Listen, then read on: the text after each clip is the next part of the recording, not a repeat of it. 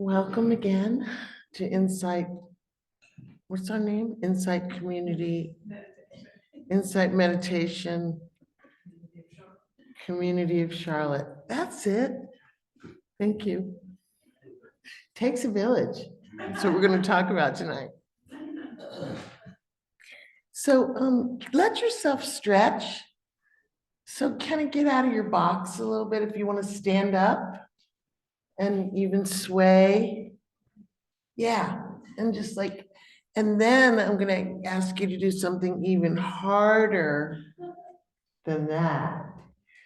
And that is to turn and look at somebody and smile at them. Turn around, the people in the front, kind of give a nod, say hello. You're gonna see faces that are new. Wave, how about a wave? Let's wave to each other. Hi, guys. Hi, you all in Zoom land. How are you? Good.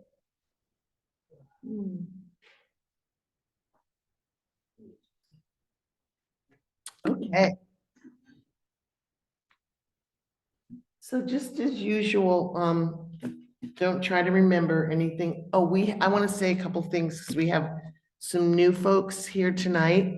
And I want to we tend to use jargon, like words that we assume you might know. I'm going to try not to do that.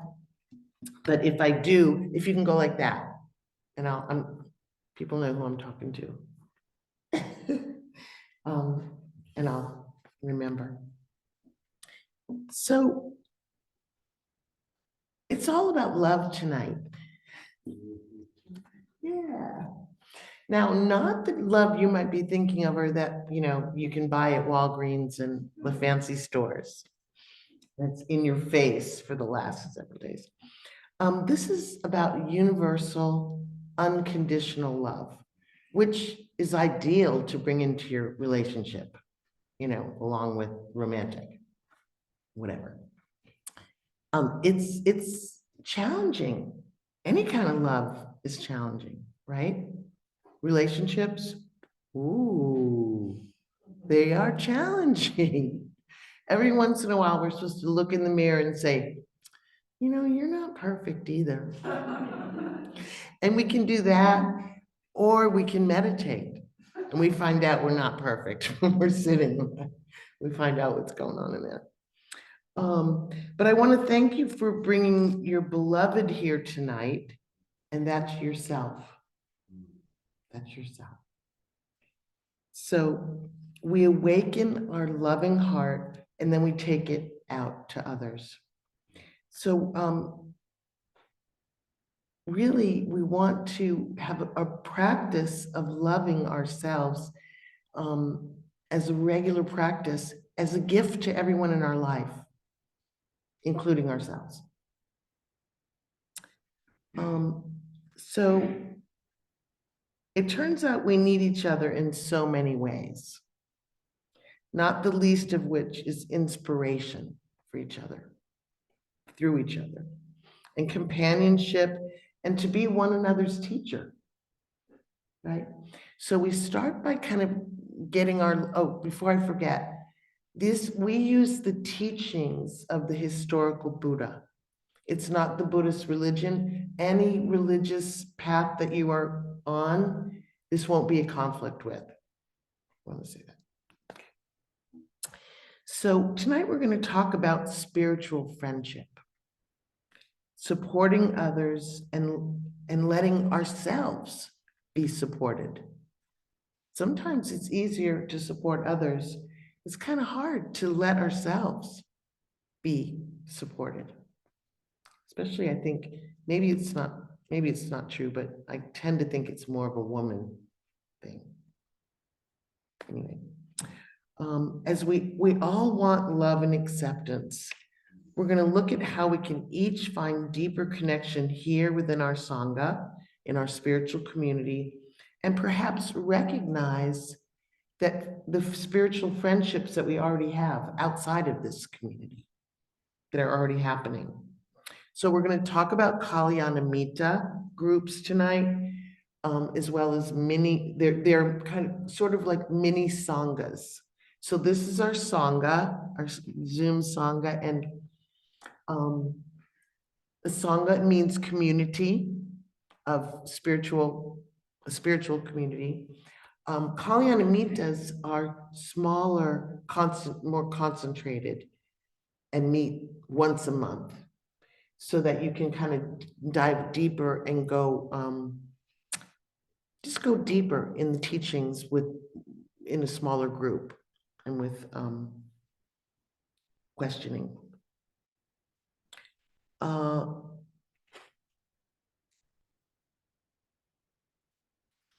And as we join in learning with others, we find the teachings in our everyday lives, how we apply it to our everyday lives. So the word, so we're talking about Kalyanamita, means spiritual friends. Mita and metta have the same root. It's mitria. And so that's why Bhante Ji translates metta as loving friendliness. And mita, Kalyanamita, is spiritual friends. So you can think of mita and metta are the same. They're rooted, they're friends. They're loving friendships. The Buddha makes a provocative statement that's very well known, and you've probably heard it. When asked by his attendant, Ananda, whether spiritual friends are an important part of the path to liberation, the Buddha replied, "No, Ananda. They are the whole of the path." So I think the statement is meant to be provoking, and it has been for me. What does he mean by that? What does he mean by that? So let's take a look at what he might be pointing at. Remember, he taught only suffering and its cause and its end. And I'm using the word suffering, but you can use stress, anxiety, dissatisfaction. So inherent in this teachings is that first truth, that it's part of life. Part of life is difficult. Okay. So it's part of all of our lives. So how does a spiritual friend play into this? So the Eightfold Path, the fourth of the truths, points the way to how. And with the support of friends, we can help each other develop and find our way around and through the three parts of the path. So the wisdom part helps us understand the way things are, and wise thinking, how we can think more in alignment with how things are. Okay, not what our mind wants things to be. The ethics part teaches integrity in speech, action, and wise thinking. You can imagine spiritual friends being helpful with this practice, this development of wise speech, wise action, how we show up in the world, and livelihood. And we practice this with friends. The mind training part, the last part, promotes a wholesome, mindful, and steady mind. It's a lot. It's a lot, but not too much with the support of friends. So joining with the Kalyanamita, the spiritual friend, we can find the love and support we need to make this journey of awakening happier, less frightful, and more successful. So awakening to the ways we struggle in life, awakening to the ways we suffer, we have stress and anxiety. With a mind caught up in wanting, in aversion, and delusion. Sometimes we need intervention. Right? We need reflection and caring friends. Did the Buddha teach about love? Very much. In Walpola Rahula's book, what the Buddha taught. He writes about the ethics. It's built on the vast, and ethics, remember, speech, action, and livelihood. It's built, this is quote, built on the vast conception of universal love and compassion for all beings on which the Buddha's teaching is based. He explains that perfecting his teachings requires developing equally compassion and wisdom. He writes, here compassion represents love, charity, kindness, tolerance, qualities of the heart, while wisdom stands for qualities of the mind. Thich Nhat Hanh, he says, when you love someone, the best thing you can offer is your presence. How can you love if you're not there? How often can we be with people and be in a conversation and not be there? We're thinking about our response, or we're thinking about what we're going to do later. Oh, yeah. CAM groups foster the opportunity to put the teachings into practice. As we learn to sit with our own heart and mind with loving awareness and feel the difficult feelings and see the mind so busy, and not peaceful, we learn compassion from the inside out. Joe Parisi, from a few weeks ago, he gave a wonderful talk, which I highly recommend going online and checking out. It was from, I think, January 24th. But go on the YouTube channel and check out Joe's talk about mindful listening. And he speaks about right speech, one of these path factors that we can work with our friends on. And he says it really should have been called right communication, because we can't have right speech without right listening, mindful speech without mindful listening. And so he says, what is mindful listening? He says, I think it's best understood as a dimension of presence rather than any skill set. It involves listening with compassion. He goes later, he says, the practice of sitting meditation is the practice of mindfully listening to ourselves. That is what we are doing. And that's how we soften, as we soften to our own vulnerable sensitivities. That's what we see in other people. Do you agree? Good.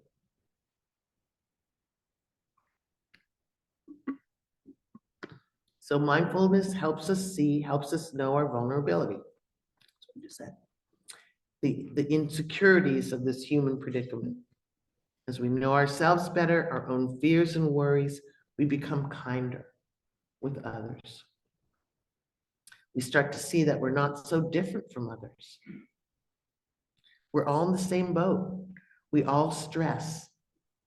As we start to allow ourselves to be perfectly imperfect, we forgive others for being less than perfect. So we're tasked, if we want to reduce our stress and the stress of others, to learn about our own minds, our karmic patterns, our places where we get stuck, and how to let go. Spiritual friends, remember what the Buddha said, are the whole of the path. With their help, with the help of friends, we can learn, develop, we can support each other, and we can grow on this path. So let's see. There's a few more things I want to say about KM groups, but I think I'll pause here and ask some of you who are in KM groups what you find helpful in terms of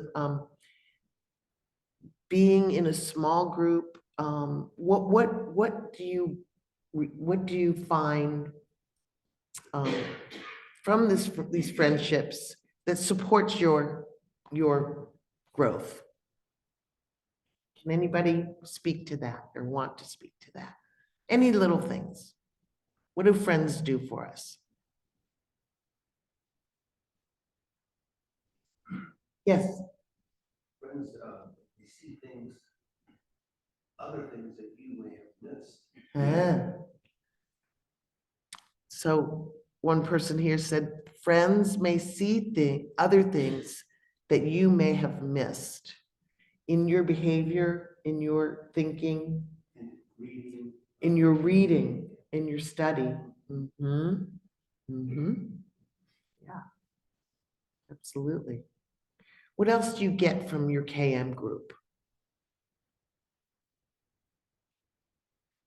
Thanks. Thea? Our group has 5 people and we're intimate. We can talk about things in that little group that we probably wouldn't talk about in a big room full of people. So we really, it happens to be all women, but we really are getting close and getting to know each other well. That's great. I want to try to repeat that for the Zoom. Did the Zoom folks hear? Well, okay, so Thea was just saying in her KM group, there were 5 and it's an intimate group, and so they're able to share and with each other in ways that they wouldn't in the larger Sangha. And so they're really diving deeper in their mission, in their relationships. Yeah. Thank you. Yes. We have a men's church group. Uh-huh. I think there's the belief that men need to stay kind of impersonal and professional or together, I guess. And one of the things that our church group is really looking at is breaking that down Uh-huh.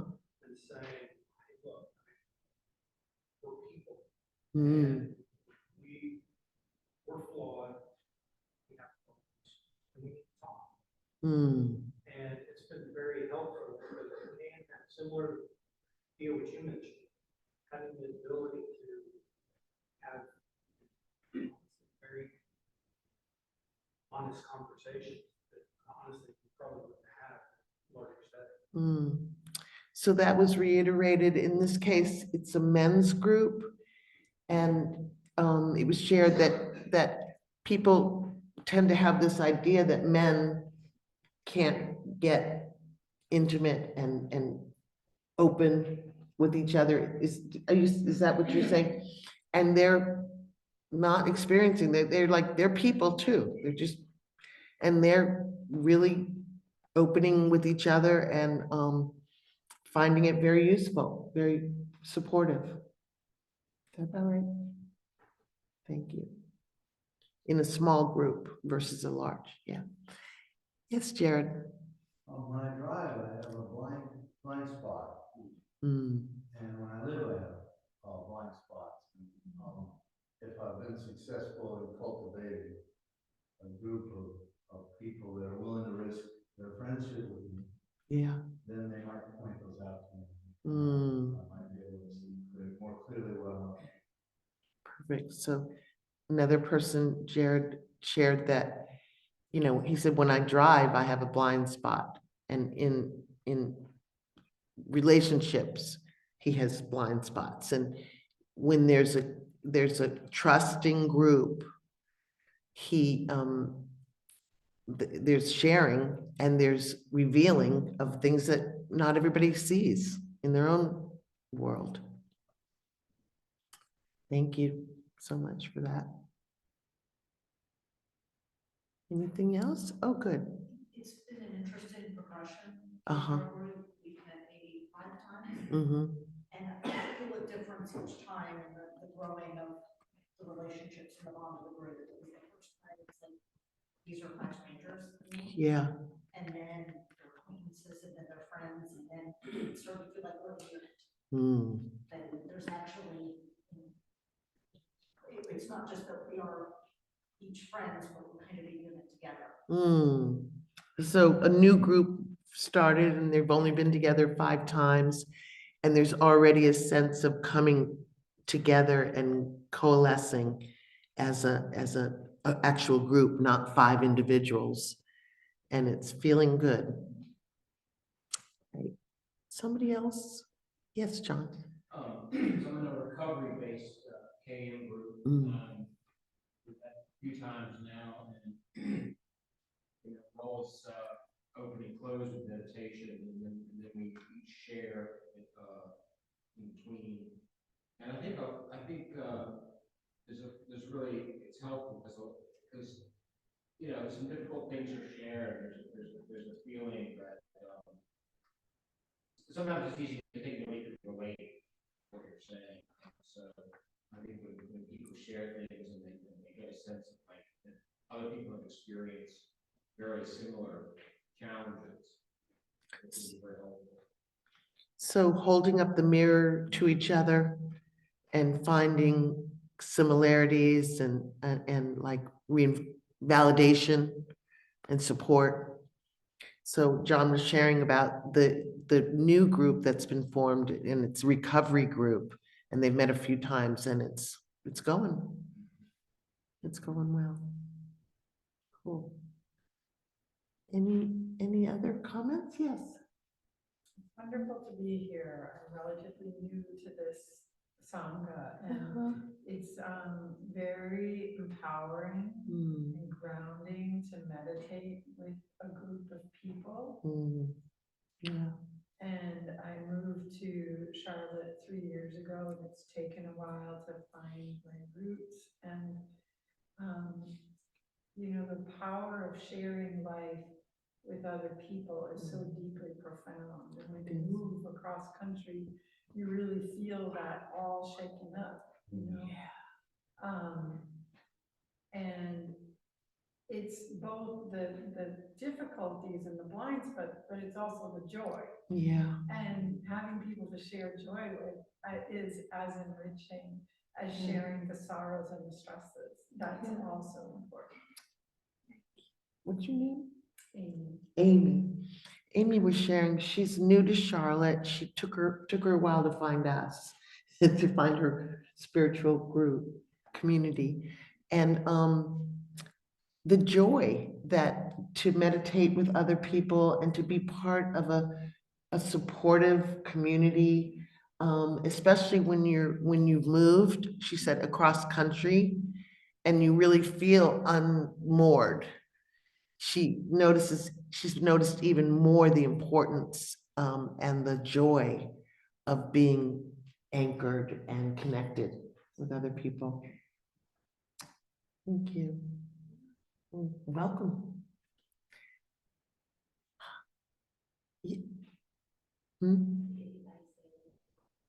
Anybody online want to share, or let's see? Nothing in the chat because I didn't ask you, but now I'm asking you. I'm sorry. I'm not a double tasker very well. I mean, some people say they can't multitask. I can't double task. I can only unitask.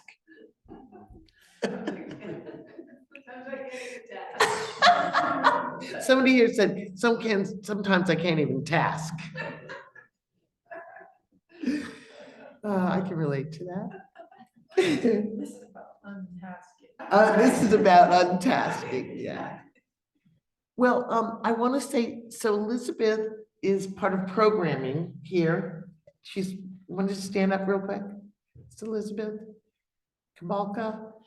And she has created these sheets. So if anybody is interested in joining a KM group, you can put your information on the sheets. She's put them on most of the rows.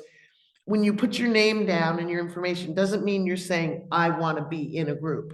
It means I'm interested in a group. So if there's anybody online interested, you can email programs@imccharlotte.org.